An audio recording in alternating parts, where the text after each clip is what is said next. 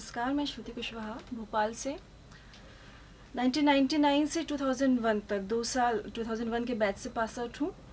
दरअसल शुरू से लिखने का और पढ़ने का शौक़ रहा था और वो पहला साल था 99 जब ये नियम हटाया गया कि आपको एमजे या मास्टर्स करने के लिए बीजेएमसी करना ज़रूरी होता है। तो ये शायद मेरे लिए लकी रहा क्योंकि मैंने नॉर्मल ग्रेजुएशन किया था, तो नूतन कॉलेज से पास आउट हुई और यहाँ पर निकला कि आप एडमिशन ले सकते हैं। तो उसके लिए ऑल इंडिया लेवल का जैसे सामान्यतया टेस्ट होता है वो दिया और यहाँ सिलेक्शन हुआ। उस समय बिहार सर थे, रामशरण जोशी सर थे, हमारे एचओडी थे कमल दीक्षित सर।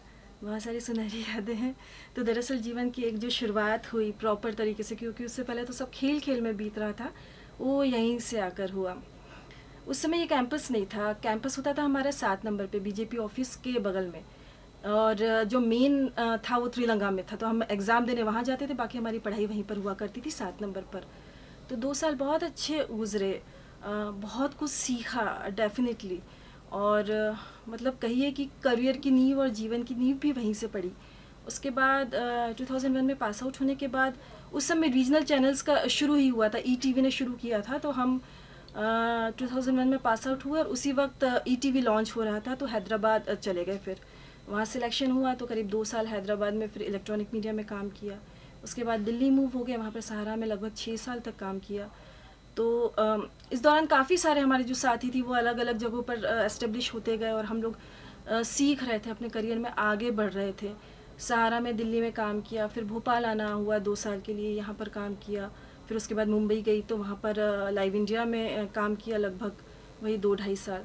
तो इस तरह से कहा जाए कि जो एक शौक़ था उसको करियर का रूप देने के लिए इस कॉलेज में, इस विश्वविद्यालय में आए थे। और इस विश्वविद्यालय ने निश्चित तौर पर इतनी अच्छी दिशा दी, इतने अच्छे टीचर्स मिले।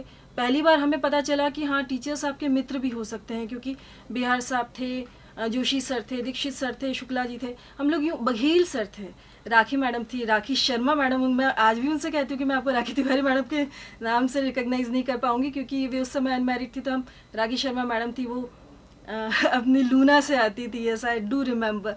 तो उनके साथ इतना मित्रवत व्यवहार रहा और इतना सुंदर समय गुजरा।